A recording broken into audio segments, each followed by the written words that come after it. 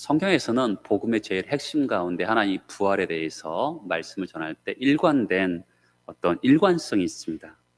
어떤 방식으로 다루냐면 이 부활을 다룰 때 성경은 제일 먼저 빈 무덤에서 시작합니다. 예수의 시신이 없는 빈 무덤에서 부활은 꼭 시작합니다.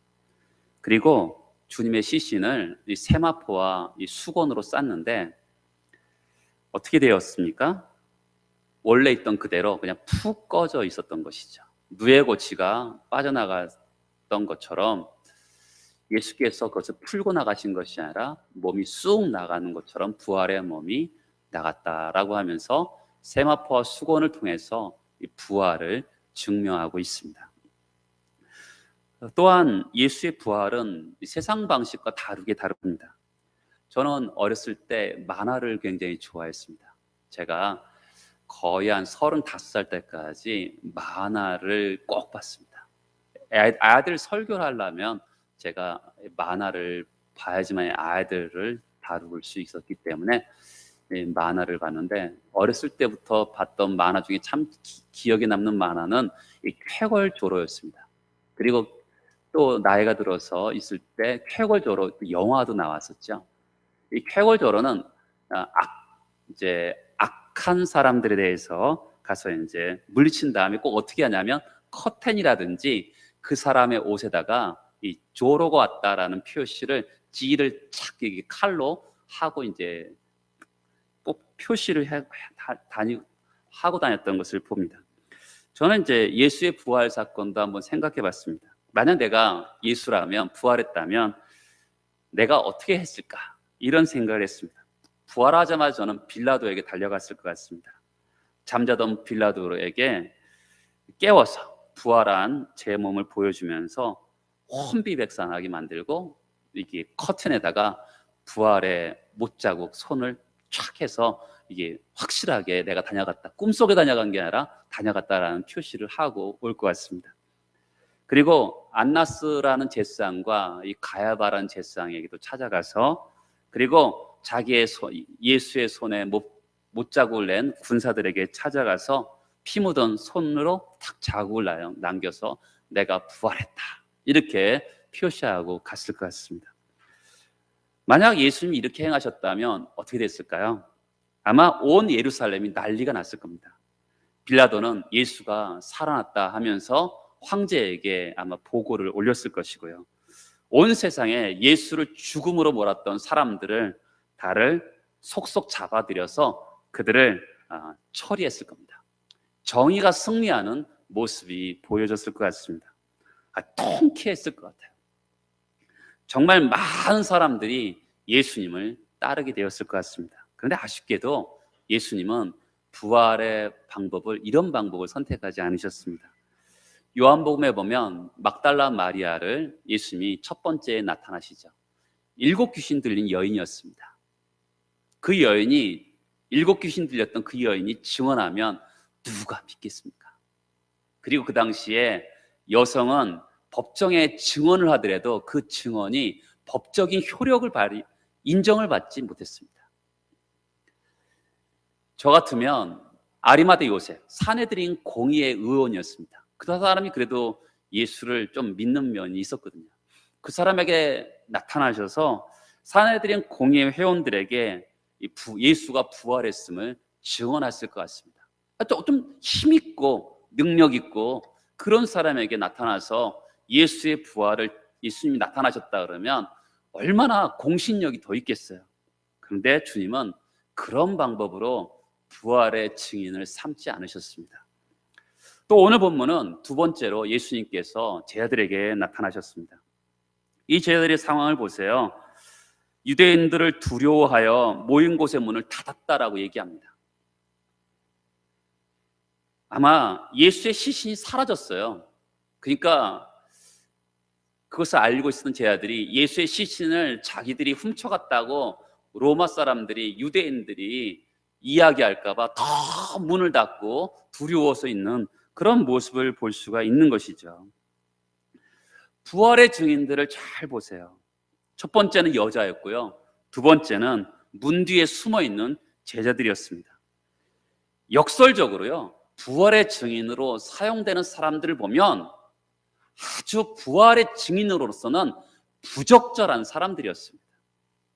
그렇잖아요. 우리가 생각하는 부활의 증인하면 어떻지요? 돌에 맞아 죽을지라도, 감옥에 갈지라도 그렇게 예수의 부활을 증언할 사람들을 선택하는 게 맞지 않습니까? 그렇잖아요. 우리가 보더라도 사람을 쓸 때 그렇게 쓰지 않아요? 그런데 예수님은 두려워 떨고 있는 그 사람들을 변화시켜서 부활의 증인으로 삼는 것을 보게 돼요. 한국 사회는요, 그 사람의 자질이라든지 능력을 귀하게 여기는 사회입니다. 그런데 하나님은 사람들을 그렇게 보지는 않는 것 같습니다. 하나님은 그 사람을 변화시켜서 훌륭한 일꾼으로 사용하시는 것을 볼 수가 있어요. 두려워 떨고 있는 이 사람들을 부활의 증인으로 삼아서 그들을 사용하시는 아주 역설적인, 우리가 사람들이 생각하는 방식하고는 정 다른 그런 부활의 증인으로 사용하시는 것을 볼 수가 있습니다. 근데 예수님이 문을 걸어 잠그고 있는 제자들에게 나타나셨어요. 그렇죠? 문을 이렇게 벽을 통과해서 오신 것이죠. 그러니까 나사로는 살아났지만 나사로를 부활이라고 표현하지 않습니다. 왜냐하면 나사로는 그 전에 입었던 몸하고 똑같은 몸을 가지고 다시 태어났기 때문에 그렇습니다. 그것을 소생이라 하는 거죠. 결국 나사로는 죽습니다. 근데 예수님의 부활은 그런 몸이 아니라 아주 영광스러운 부활의 몸을 가지고 오셨던 것이죠. 문을 걸어 잠궜는데도 그것을 통과해서 오시는 예수님인 것을 볼 수가 있어요. 요한복음 3장에 보면 내가 문 밖에 서서 두드리노니 누구든지 내 음성을 듣고 문을 열면 내가 그에게로 들어간다는 표현이 있습니다. 여러분, 예수님이 열어달라고 하시는 거죠. 못 들어와서 열어달라는 것이 아니죠. 여러분들의 인격과 삶의 결단을 존중하기 때문에 열어달라는 것이지 못 들어오시는 분이 아니세요. 그렇죠? 예수님은 얼마든지 들어오실 수 있는 분이시는데 열어주기를 기다리고 계신 것이죠. 두려워하는 제자들에게 오셔서 무엇이라고 합니까? 19절에 보면 너희에게 평강이 있을지어다 이렇게 합니다. 주님은 제자들에게 최대 관심이 뭔지 알고 있었던 것이죠. 여러분, 우리가 사람들하고 대화 나눌 때 자녀가 대학 입시를 준비하고 있어요. 그러면 그 대화가 주로 뭐겠어요? 대학 입시를 어떻게 잘하고 있죠? 엄마도 고생하시죠? 이러면서 대화의 내용이 그 사람의 관심과 일치하게 되어 있습니다. 그런 것처럼 지금 이 사람은 이 제자들에게 가장 중요한 것은 평강이라는 것이죠. 옛날에 그 어떤 이야기에 대한 이야기인데 한 여인이 외로움을 달래기 위해서 샀어요. 근데 앵무새가 말을 하지 않는 거예요. 그래서 가게 주인에게 갔더니 앵무새가 말을 하지 않습니다. 그랬더니 앵무새는 거울을 좋아합니다. 거기다가 세 장에다가 거울을 넣어주세요. 거울을 넣었는데 그 다음 말을 하지 않는 거예요. 그래서 그 다음 날도 또 찾아가서 말을 하지 않네요. 그랬더니 앵무새는 이 계단을 좋아합니다. 사다리를 오르내리는 걸 좋아하니까 사다리를 거기다 놓아주세요. 사다리도 사서 갖다 놨는데도 말을 하지 않는 겁니다. 또 말을 하지 않네요. 그랬더니 그래요? 그러면 그 앵무새는 또 그네를 좋아합니다. 그네를 갖다 주세요 라고 했더니 또 그네를 갖다 줬더니 이게 웬일이에요? 그날 앵무새가 죽어버렸습니다. 그래서 이제 가게 주인한테 찾아가서 앵무새가 죽었어요. 그랬더니 마지막에 뭐라고 얘기하지 않느냐 그랬더니 모입하는 먹을 거 파는 곳은 없냐고. 가장 중요한 것이 먹을 거였는데 먹을 것을 안 줬던 것이죠. 그런 것처럼 우리 인생에서도 가장 중요한 것이 제자들에게는 평강이었던 것 같습니다. 이 평강 샬롬이죠. 이 본질적인 것을 예수님은 말씀하고 있습니다. 이 샬롬이라는 것은 보통 인사말이죠. 인사말. 근데 예수가 그냥 인사말로 안녕하세요 이렇게 할 수 있는 그런 분위기는 아니라는 것을 우리가 알 수가 있습니다. 예수께서 이 샬롬이라는 것은 예수를 통해서 진정한 평강이 이루어졌다라고 이렇게 말씀하는 것이라고 볼 수가 있어요. 여러분, 예수가 선언하시는 이 평화는 뭘까요? 우리 하나님과 우리 사이는, 원래 성경은 에베소에 보면 막힌 담이 있었다고 얘기합니다. 하나님은 심판자시고 우리는 죄인이기 때문에 죄인인 우리가 하나님께 나아갈 수가 없는 거예요. 벽이 있는 건데, 예수께서 십자가에서 다 이루었다라고 죽으시면서 하나님과 우리 사이에 막힌 담을, 휘장을 갈아 놓으시잖아요. 그러면서 하나님께 나아가게 하셨습니다. 여러분, 예수가 우리를 위해서 우리의 죄를 짊어지시고 부활하심을 통해서 이루어지신 게 뭐예요? 하나님께 나아갔다는 게 뭐예요? 화목하게 되었다는 겁니다. 하나님의 평강이 우리에게 주어지는 거죠. 예수께서 이루신 평강이 뭐예요? 하나님과 화목하게 된 것이죠. 그래서 평강이 있을지어다라고 하는 겁니다. 예수가 부활했다라는 이것은, 우리가 부활을 믿는다라는 것은 무슨 거창한 게 아니에요.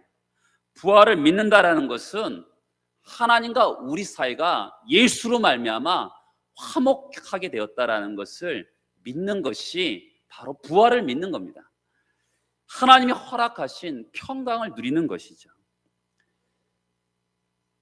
이것이 예수 부활 사건이 우리에게 허락한 은총인 것이죠. 예수님이 너에게 평강이 있을지어다. 여러분, 예수님이 어떻든 배신을 당하시고 조롱을 당하시고 돌아가셨잖아요. 그러면 부활하셨어요. 그럼 일반적으로는 어떨까요? 사람이라면 분노 가운데 부활하실 수도 있었을 것 같아요. 원망도 있었을 것 같아요. 근데 예수는 분노도 없고요, 원망도 없어요. 예수님은 평안이 있으셨죠. 그렇죠? 그 평안마저 우리에게 나눠주시는 거죠. 다 이루시면서 하나님과 우리 사이에 막힌 담을 헐으셨던 그 놀라운 하나님과 화목을 이루신 것에 대해서 예수님의 그 평안이 우리에게 나눠주신 것이죠. 그러니까 부활을 믿는다는 것은 주님의 평안을 우리의 것으로 받아들이는 것이죠. 여러분, 이 세상에서 우리는 많은 사람이 삶의 어려움이 없어야지만이 평안이라고 생각합니다. 근데 우리 살아봤지만 그런 평안한 삶이 있습니까? 아무런 어려움이 없는 삶.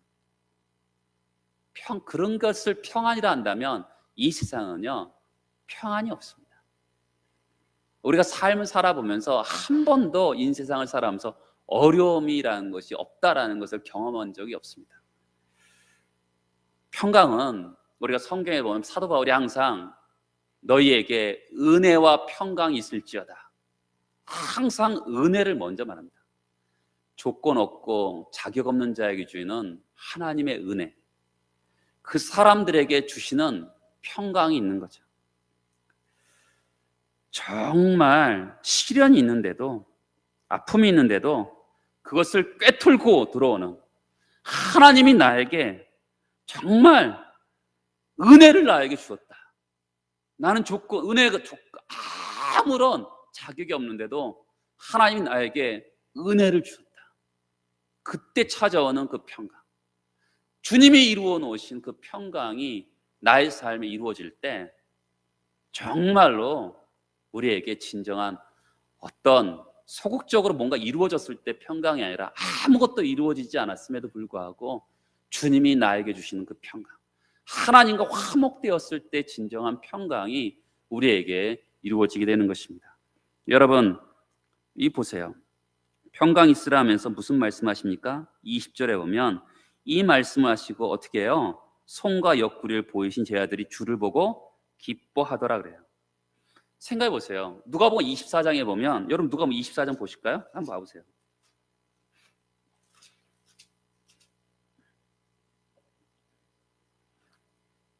누가복음 24장 39절에서 보면 이래요. 나를 만져봐라. 37절에 보면 무서워서 영으로 생각합니다. 그렇죠? 그래, 의심이 일어나느냐? 39절에 오면 만져봐라. 영은 살과 뼈가 없을 때 너희 보는 같이 나는 있다. 그리고 40절에 오면 손과 발을 보이십니다. 요한복음에는 손과 발만 보이시잖아요. 근데 41절에 보면 너무 기쁨으로 아직도 믿지 못해요. 그러니까 어떻게 해요? 먹을 것이 있느냐? 그리고 한 토막을 드십니다. 잡수시죠. 여러분, 이럴 때 저희 아들이 기뻐했어요. 저희 아들이요, 예수께서 평강 있을지어다 했는데 유령인 줄 알았습니다. 근데 예수께서 적극적으로 자기가 부활한 예수이심을 증명하세요. 손과 발도 보이시고요. 의심이 드니까 먹을 것이 있느냐? 그래서 한 토막 생선도 드시고 그러면서 자신이 진짜로 부활한 주님인 것을, 유령이 아닌 것을 보여주고 있어요. 여러분 그렇잖아요. 우리가 어떤 일을 하다가 갑자기 누가 탁 나타나면 깜짝 놀라잖아요. 그런 것처럼 제 아들이 지금 갑자기 예수가 등장하니까 평강이 있을지어다 하는데 깜짝 놀란 거예요. 유령이 아닌가라는 생각을 가진 것이죠. 근데 예수님께서 어떻게 하시죠? 자신을 진짜 부활한 주님이라는 것을 증명해 하시네요. 여러분 그때 어떻게 돼요? 우리 요한복음 20장에 보면 기뻐해요. 그렇죠? 여러분 우리가 언제 기뻐합니까?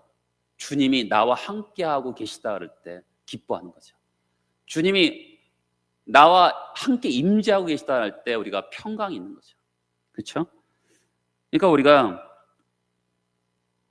예수가 계신 곳이 평안이 있고 기쁨이 있는 거죠. 예수가 안 계시면 어때요? 평안과 기쁨이 없는 겁니다.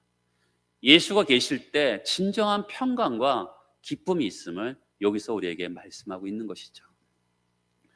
이렇게 평강이 회복된 제자들에게 무엇이라고 하시냐면 21절에서 보면 너에게 평강이 있을지어다. 아버지께서 나를 보내신 것 같이 나도 너희를 보내노라. 이렇게 말씀합니다. 세상으로 파송하시는 것이죠. 맨 처음에 막달라 마리아를 부활의 증인으로 파송한 다음에 두려워 떨고 있는 제자들을 부활의 증인으로 파송합니다. 제가 보기에는요 너무 비효율적이에요. 그렇죠? 예수님이 하시는 방식은 아무리 성경을 읽어봐도 비효율적이에요. 얼마든지 거창하게 부활을 증명할 수 있지 않겠어요? 천군 천사를 보내셔서 출애굽할 때 장자를 다 죽이는 것처럼 예수를 죽음으로 몰아넣은 사람들 다 죽여버리고 어떻게 보면 엄청난 재앙을 일으킬 수도 있지 않겠어요? 우리가 이제 부활을 그냥 너무 성경만 읽다 보니까, 그러니까 믿음이 너무 좋다 보니까 그냥 단순하게 생각하거든요. 근데 한번 생각해 보세요. 일반적으로 생각해 보세요. 예수가 어떤 처참하게 죽었잖아요. 그러면 예수가 부활해서 부활을 좀 거창하게 한다면 출애굽에 나타난 그 장자의 죽음처럼 처참하게 자기를 죽음으로 몰아넣었던 사람들을 심판하고 그러면 얼마나 어떻게 보면 사람들에게 확실하게 부활하셨음을 증명할 수 있지 않을까요? 근데 예수님은 그렇게 하지 않으셨어요. 연약한 그 당시 법적인 효력도 등장 있지 않는 여자를 부활의 증인으로 세우시고 두렵고 떨고 있는 어부와 세리들을 제자들에게 부활의 증인이 되게 하셨어요. 사실 이 질문은 해결하기 어려운 것 같지만 의외로 간단해요. 여러분 부활의 주님이 나타나셔서 사람들을 심판하신다 생각해 보세요. 그러면 그 당시 많은 사람들이 예수를 믿지 않았어요. 예수가 누구신지도 몰랐습니다. 그러면 어떻게 됐겠어요? 다들 심판받을 수밖에 없는 것이죠. 만약 그랬다면 예수의 부활이 은혜겠어요? 여러분 믿을 기회조차 없는데 예수의 부활이 무슨 은혜겠습니까? 예수의 부활은요 심판받을 때까지, 예수의 재림 때까지 사람들이 구원 얻을 수 있는 은혜의 시간을 주는 거죠. 더 많은 사람들을 구원할 수 있는 시간을 주는 거죠. 예수께서 요한복음 12장에 보면 내가 온 것은 세상을 심판하려 하심이 아니고 구원하려 하심이라고 말씀하고 있습니다. 예수께서 이 땅에 오신 목적은 심판이 목적이 아니에요. 구원이 목적인 것이죠. 근데 예수께서 부활하신 후에도 심판을 행하지 않으신 이유가 뭐예요? 우리에게 은혜의 시간을 주는 거죠. 더 많은 사람들을 구원하고자 하는 은혜의 시간을 우리에게 주는 것이죠. 지금도 우리가 예수 믿는 사람들이 등장하잖아요. 부활을 받아들이며 영원한 생명을 누릴 수 있는 은혜의 시간을 우리들에게 주는 것입니다. 여러분, 예수님께서 부활을요, 군사력을 천군 천사를 동원해서 전달하지 않으셨어요. 어떻게 해요? 부활을 경험한 자들, 그 사람들 통해서 예수의 부활을 증언하시는 것을 볼 수가 있습니다. 우리를 부르신 이유가 뭐예요? 부활을 경험한 사람들에게 가서 부활을 전하라, 이렇게 부르시는 것이죠. 부활을 이렇게 경험한 사람들에게 어떤 사명을 주십니까? 21절에 보면, 23절에 보면 이렇게 얘기하죠. 너희가 누구의 죄든지 사하면 사하여질 것이요 누구의 죄든지 그대로 두면 그대로 있으리라. 이 부활하신 주님이 용서를 요청하셨어요. 여러분, 이 말씀은요, 이해도 쉽지 않고요, 해석도 쉽지 않아요. 갑자기 왜 이런 말씀하셨을까? 그렇죠? 부활하셔서 갑자기 이렇게 하시죠. 너희가 누구의 죄든지 용서하면 용서가 될 것이고, 너희가 누구의 죄든지 그대로 두면 그대로 용서받지 못한 상태로 그대로 있을 것이다 라는 거죠. 저를 보시겠어요? 초대교회부터 중세까지는 이것을 이렇게 해석했어요. 성도들이요, 목회자에게 찾아가서 고해 성사를 하면 그때 이제 신부가 이렇게 하죠. 너희 죄가 예수 안에서 용서되었다. 이 사죄를 선포하는 이 고해 성사를 해석하는 대목으로 이 말씀을 해석했습니다. 근데 그것을 그렇게 해석하면 안 되는 것이죠. 이 본문의 내용은 어떤 특정한 인물이나 특정한 직분을 가리키는 것이 아니에요. 1차적으로는 제자에게 하신 말씀이고요, 2차적으로는 여러분과 저에게 하신 말씀입니다. 사명의 핵심이 뭐예요? 부활의 복음을 전하는 사명의 핵심이 뭐예요? 죄가 용서되었다라고 선포하는 거예요. 전도의 핵심이 뭐예요? 죄가 용서되었다라는 거예요. 무엇을 근거로요? 예수께서 십자가의 대속의 은혜로 모든 죄가 용서되었다. 이것을, 죄 용서의 복음을 온 세상에 선포하라고, 이게 사명의 핵심이에요. 예수가 이 세상에 오신 이유가 뭡니까? 죄 용서의 복음을 전하기 위해서 오신 것이죠. 예수께서 십자가에서 다 이루었다고 돌아가시면서 하나님께 나아가는 길을 열어놓으셨어요. 죄가 용서받는 길을 열어놓으셨어요. 전도란 뭐예요?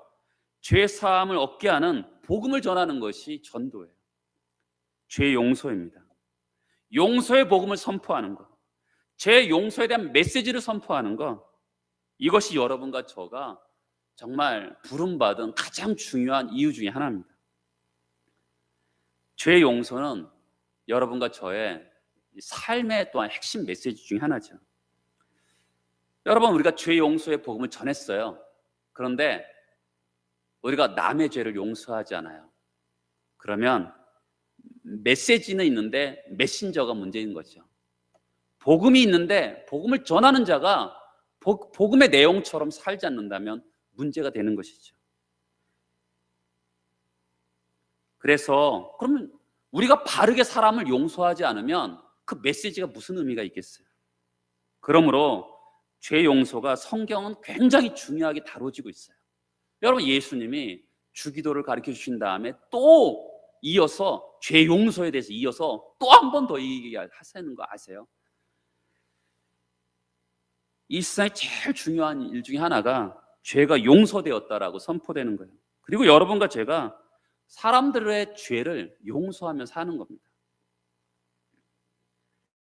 굉장히 어렵습니다. 누군가 저에게 상처를 주면, 심한 상처를 주면 우리는 너무너무 믿고 너무너무 마음이 힘듭니다. 그래서 기도도 해요. 하나님, 마음속으로도 용서하자. 용서한다. 나 용서하지. 막 이런데도 좀 지나면 금방 어떻게 돼요? 또 우라통이 터지죠. 막 막 화가 타고 그럽니다. 근데 예수님께서 누가복음 23장에 보면 십자가에서 어떻게 하시죠? 예수님이 하나님 저들의 죄를 용서해 주세요라고 기도합니다. 여러분, 예수님도 하나님이시지만 하나님께 저들의 죄를 용서한다 그러지 않으셨어요. 그렇죠? 저들의 죄를 용서해 주세요라고 기도하셨습니다. 예수님도 그렇게 하셨는데, 용서해 주세요 하는데 우리가 저들의 죄를 용서한다 이렇게 말할 수 있겠습니까? 내가 용서하기 어려운 것은요, 내가 용서하려고 했기 때문에 그렇습니다. 그러니까 우리도 이렇게 하면 좋겠죠. 예수님처럼 하나님 저들의 죄를 용서해 주세요 라고 기도하면 훨씬 나을 것 같습니다. 우리가 용서하는 사람이고, 그 다음에 용서의 사주자는 하나님이시죠. 하나님이 용서해 주시는 것이죠. 여러분, 내가 너희 죄 용서해 줄게 이게 아니라 하나님 누구누구의 죄를 용서해 주세요 라고 하면 되는 것입니다. 옛날 수도원에서 어떤 분이 이제 수도사가 자신도 모르게 분노가 너무 차 있는 거예요. 그래서 스승님, 저는 아주 조금만 어려워도 사소한 감정이 분노가 터지고 이렇게 하는데 왜 그럴까요? 라고 했습니다. 그것은 자네가 가지고 있는 상처 때문에 그렇네. 아니, 저는 어떤 상처도 기억하지 못하는데요. 그때 스승이 옆에 있는 이런 물병을 이렇게 주면서 물병을 손으로 뻗어서 한번 들어봐. 무겁지? 아닙니다. 괜찮습니다. 10분 후에 10분 정도 이렇게 들고 있다 해봐요. 무겁지? 아닙니다. 괜찮습니다. 근데 1시간 정도 지나서 물어보니까 매우 무겁습니다. 더 이상 들 수가 없습니다. 그때 스승님이 이렇게 말했습니다. 문제는 물병의 무게가 아니라 그것은 네가 이것을 오래 들고 있었기 때문에 그래. 아까 이게 박형적 원사님이 이 옷을 엄청 갖고 오셨어요. 제가 그랬어요. 아까 권사님 무거운 걸 들고 오셨냐고 그랬어요. 그래서 아니 그렇잖아요. 우리 그 무거운 것도 잠깐 드는 건 안 무거워요. 사실은 조금 정도는. 근데 이게 5분 정도 들고 오는 건요 굉장히 무겁습니다. 생각보다. 그렇잖아요. 그런 거와 같아요. 그러니까 오래 들고 있는 게 문제인 것이죠. 그러니까 과거의 상처도 똑같은 거죠. 마음속에 오래 들고 있다 보니까 무게가 커진 것이죠. 그 무게는요 물병에서 온 게 아니라 뭐 어떻게 돼요? 마음에 오래 두고 있었기 때문에 그런 것이죠. 이 상처라는 것은 심리학에 보면 1차 상처와 2차 상처가 있어요. 여러분, 이 세상은 죄악된 세상이기 때문에 상처 안 받을 수가 없어요. 다 사람들이 죄인들이기 때문에 다 상처 줍니다. 그게 1차 상처예요. 나는 그런 1차 상처도 받지 않고 살아갈 거야 그러면 여러분 로빈스 크루소처럼 혼자 무인도가 살아야 돼요. 다 상처받고 삽니다. 그런데 2차 상처가 있어요. 근데 2차 상처만 안 받으면 돼요. 2차 상처는 내가 나에게 주는 거죠. 그렇죠? 내려놓아야 될 물병을 계속 들고 있는 겁니다. 마음속에. 그러니까 무거워지는 거죠. 다른 사람이 나에게 사실은 물병을 넘겨줬어요. 근데 그것을 더 이상 들고 있지 않는 방법은 뭐예요? 내가 그 사람을 용서하면 되는 거예요. 여러분, 우리가 따라서 해보시게. 용서, 화해. 여러분, 용서는 뭐예요? 내가 그 사람을 그냥 용서하는 겁니다. 근데 여러분, 예수님이 저들의 죄를 용서해 주세요 했지만 그 로마 군병들하고 이스라엘 백성들하고 화해했습니까? 화해는 이루어지지 않았어요. 왜요? 그 사람들도 예수님께 잘못했다 그래야 되는데 그러지 않았어요. 화해는 이루어지지 않았습니다. 용서라는 것은요, 내가 하는 거예요. 그냥 하나님 저들의 죄를 용서해 주세요. 그 다음에 화해가 이루어지는 거죠. 일반적으로 어떻게 하죠? 잘못한 사람은요, 잘못했다고 잘 안 해요. 용서를 구하지 않습니다. 그러면 그때 잘못하지 않은 쪽에서 결단을 해야 되죠. 기다릴 것인가, 용서할 것인가. 여러분, 먼저 용서하는 거죠. 하나님, 저들의 죄를 용서해 주세요. 화해는요, 그 다음에 이루어지는 거죠. 그렇죠? 용서는 했지만 화해는 이루어지지 않을 수도 있어요. 그렇죠? 왜냐하면 그 사람도 나한테 잘못했다 해야지만이 화해가 이루어지는 거 아니겠습니까? 근데 그렇지만 나는 그 사람을 용서할 수 있는 거죠. 하나님, 저들의 죄를 용서해 주세요. 그리고 하나님이 용서해 주시는 것이죠. 그래서 주님이 우리를 보내시면서, 근데 여러분, 용서하는 거 본성적으로 가능합니까? 사람을 사랑하는 거 본성적으로 가능해요? 안 됩니다. 그렇기 때문에 예수님이 어떻게 하세요? 22절에 보면 성령을 받으라, 이렇게 말씀하고 계시는 거죠. 그렇죠? 우리 본성으로 되지 않아요. 여러분, 우리 기질대로 살라고 하면 성령 받지 않아도 됩니다. 근데 예수님을 받들어 섬기고 용서하고 사랑하려면 성령의 도움이 없으면 할 수가 없어요.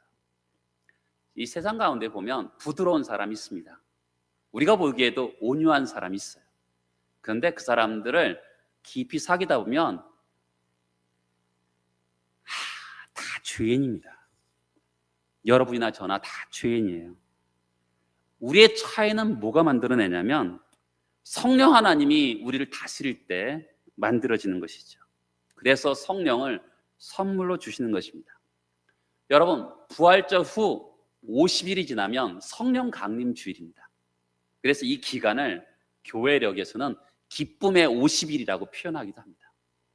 예수가 부활하셔서 그 다음에 성령 받는 그 기간을 기쁨의 50일이라고 표현하고 있어요.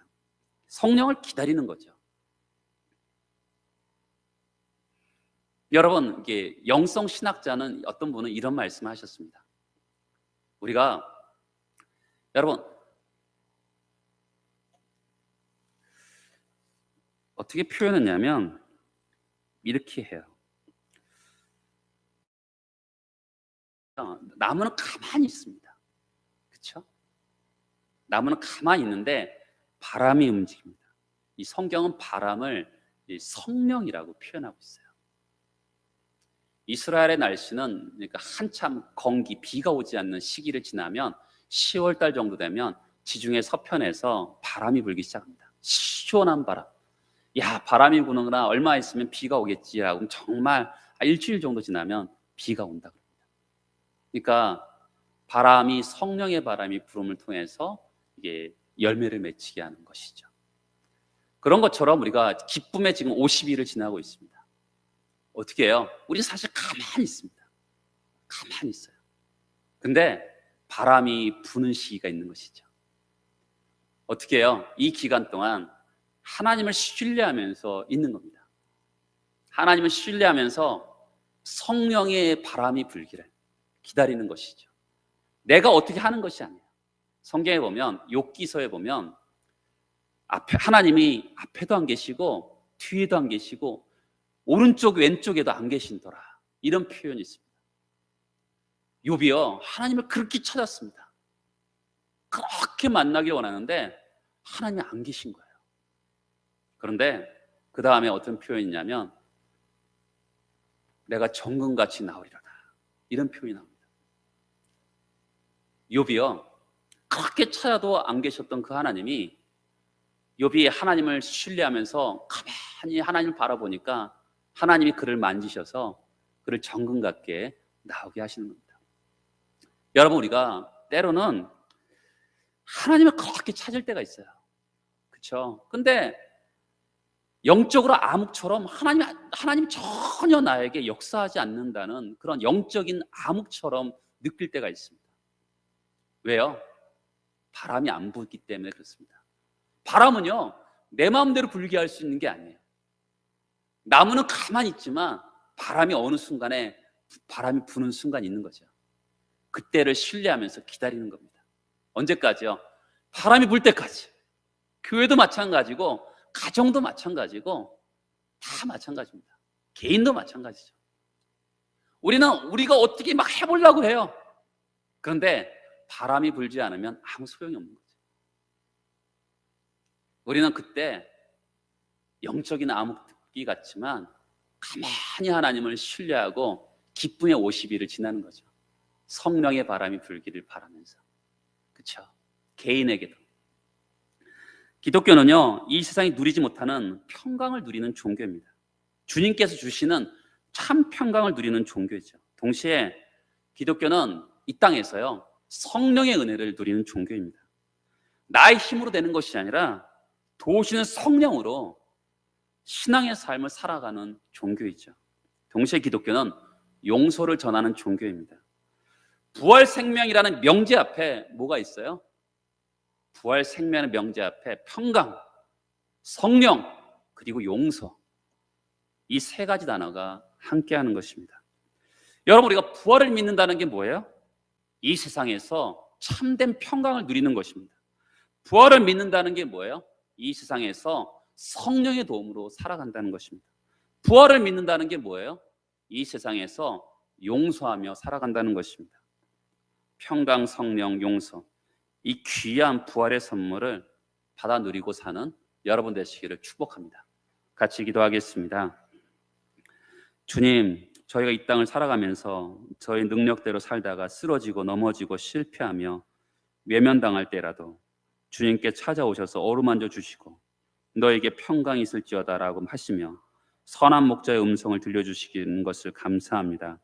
이 시간 부활하셔서 두려워 떨고 있는 제자들에게 찾아오셔서 들려주신 말씀, 너에게 평강이 있을지어다, 이 음성이 오늘 저희들에게 능력이 되게 하시고 약속이 되게 하시고 사랑이 되게 하여 주옵소서.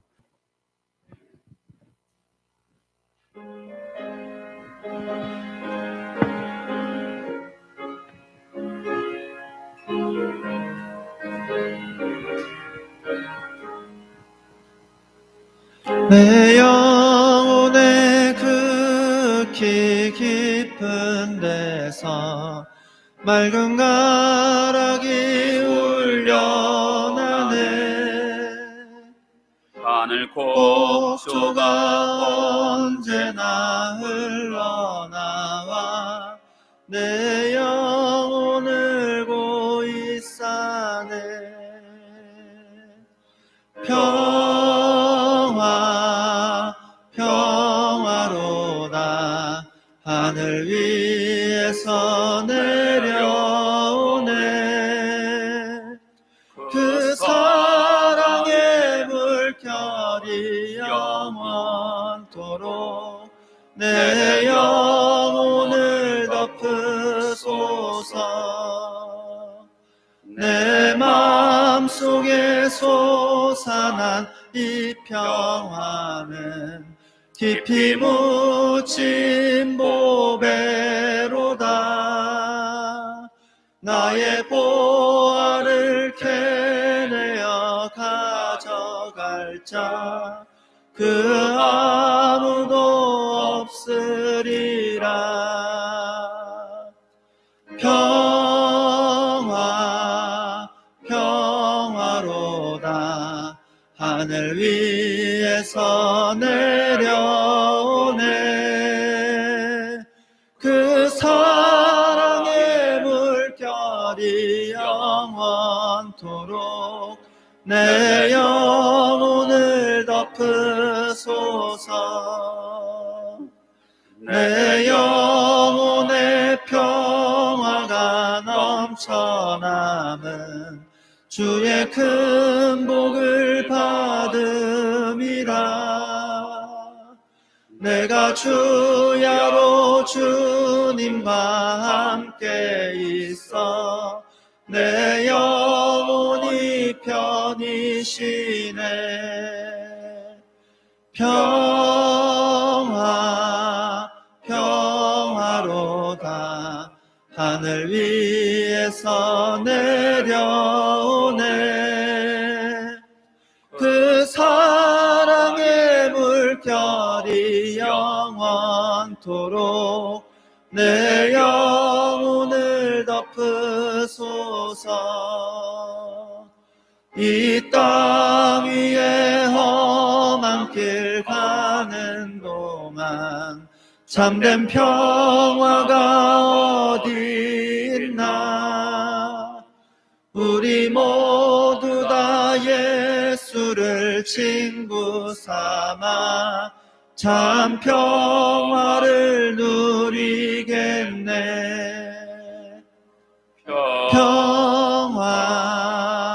평화로다 하늘 위에서 내려오네.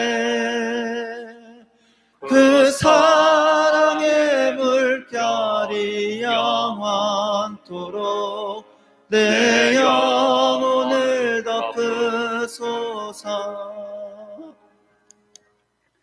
이제는 우리 구주 예수 그리스도의 은혜와 하나님 아버지의 무궁하신 사랑하심과 성령님의 인도하시고 교통하심이 예수께서 우리를 보내시는 그 사명을 가지고 나가는 주의 백성들을 위해 지금부터 영원토록 함께 하시기를 간절히 축원합니다. 아멘.